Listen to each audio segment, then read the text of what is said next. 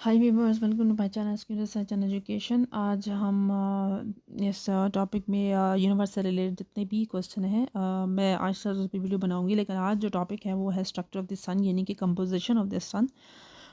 इसमें हम बात करेंगे। इससे पीछे भी मैंने यूनिवर्स पे वीडियो बनाई थी और मज़ीद इस पे बनाऊंगी।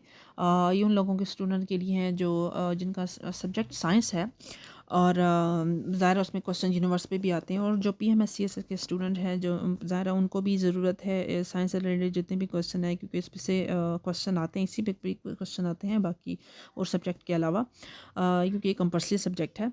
तो मज़ीद आगे बढ़ने से पहले गुजारिश करूँगी कि मेरे चैनल को लाइक सब्सक्राइब शेयर करना मत भूलें। जो लोग न्यू हैं और जिन्होंने किया उनके लिए बहुत थैंक्स। नेक्स्ट चलते हैं। आज बात करें composition of the sun.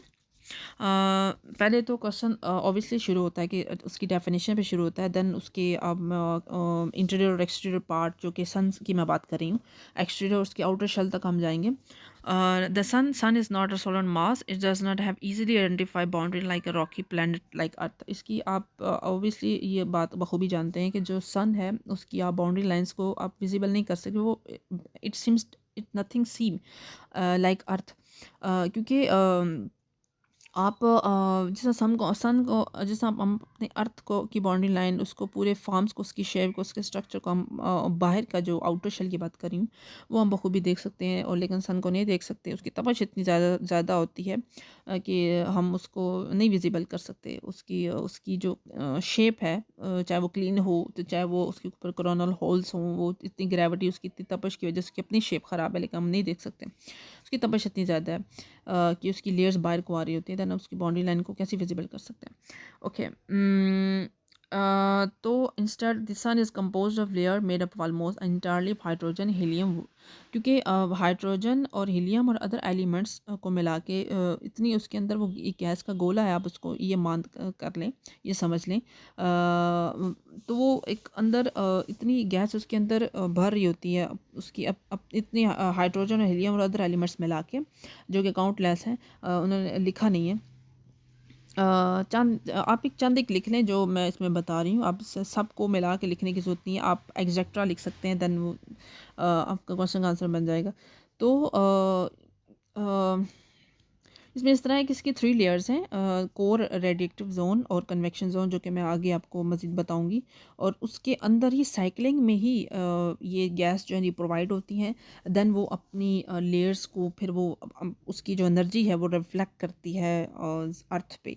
Then वो हम लोगों को फिर वो गर्मी महसूस होती है, पसीना आता है, क्योंकि हवा में नमी महसूस हो जाती है, नमी पैदा हो जाती है। गर्मी की वजह से उसकी तपश इतनी ज़्यादा हो जाती है कि उसकी वो हवा में नमी छोड़ता है। वो आगे हम पढ़ेंगे, इसकी आउटर शेयर्स की बात करेंगे किस तरह वो अपनी नमी छोड़ता है और तपश उसके बाहर को किस तरह जा रही होती है विद उसकी शेप सामने रख के।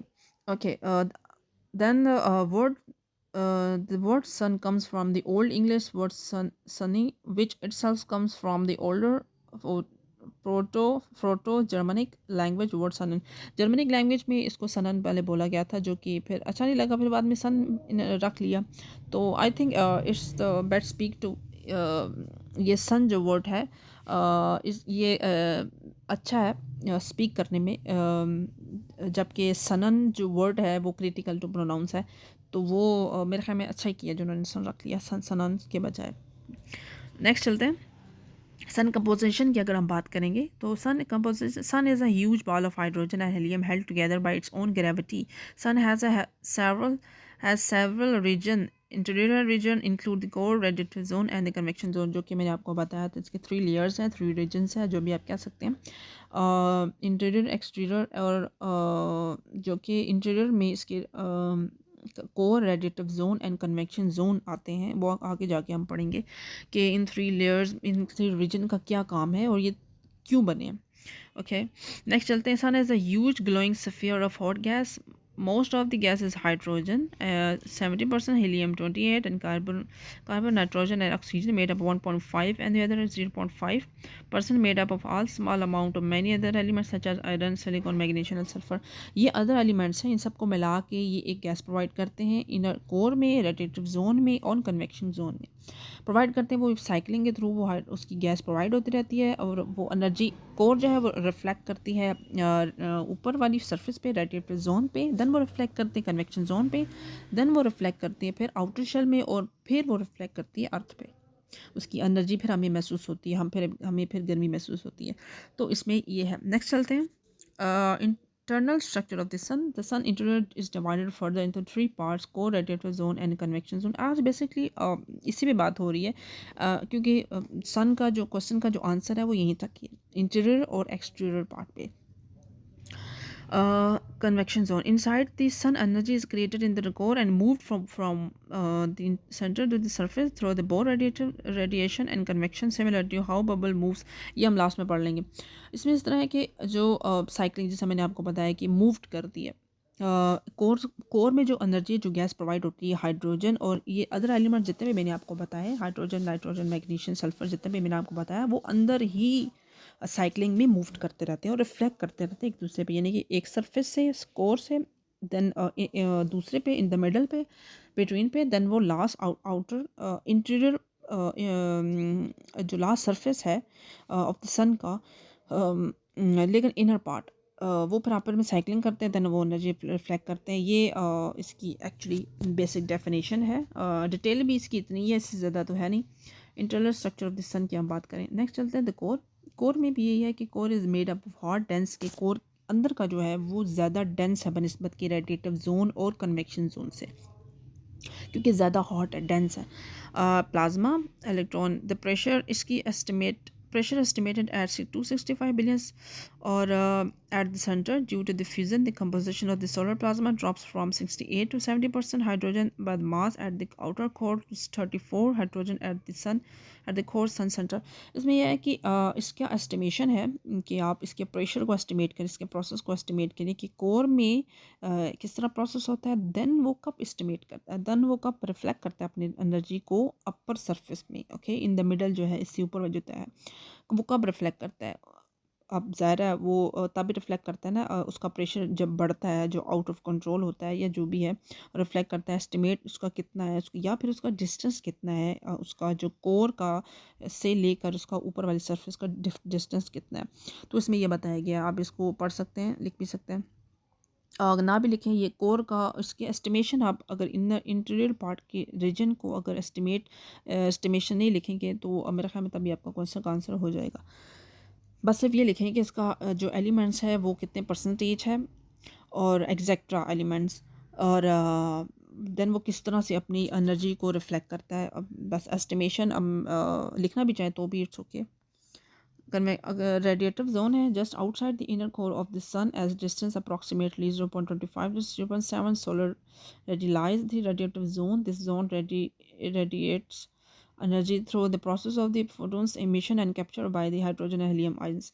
तो इसमें रेडिएटिव जोन में भी इसी तरह ही है कि इसकी डिस्टेंस है core to radiative zone and radiative zone to convection zone का डिस्टेंस कितना है, इसलिए एस्टिमेट लगाएंगे कि कितना डिस्टेंस है इंटीरियर पार्ट में, क्योंकि आपको पता ही है क्योंकि सूरज जो है वो बहुत बड़ा है ओबियसली, तो अंदर का डिस्टेंस 3 रीजन है, तो उनका डिस्टेंस कितना है, तो ये इसमें इतना है। तो नेक्स्ट चलते हैं कन्वेक्शन जोन की, वही बात करेंगे।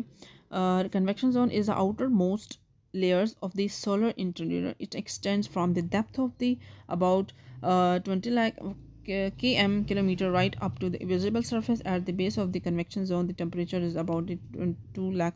ये मतलब देखें कुछ जो कोर का टेम्परेचर है वो ओबियसली डेंस है, ओबियसली कोर जो पार्ट है, जो रीजन है वो डेंस है बनिस्बत की ऊपर वाली जो सरफेस है रेडिएटिव जोन से। उसका जो टेम्परेचर है वो ओबियसली थोड़ा सा लेस होगा कोर से, और कन्वेक्शन जोन का वो भी लेस होगा रेडिएटिव जोन से। जो कोर है वो ज़्यादा डेंस है, उसका टेम्परेचर ज़्यादा होगा। तो इसमें ये इतना ही बताया गया है कि जो कन्वेक्शन जोन है वो उसकी भी गहराई है, वो उसका जो डिस्टेंस कितना है और वो कितना किलोमीटर उससे दूर है, बाकी रीजन से कितना दूर है, और ये लास्ट तय है कन्वेक्शन जोन जो ऊपर वाली है।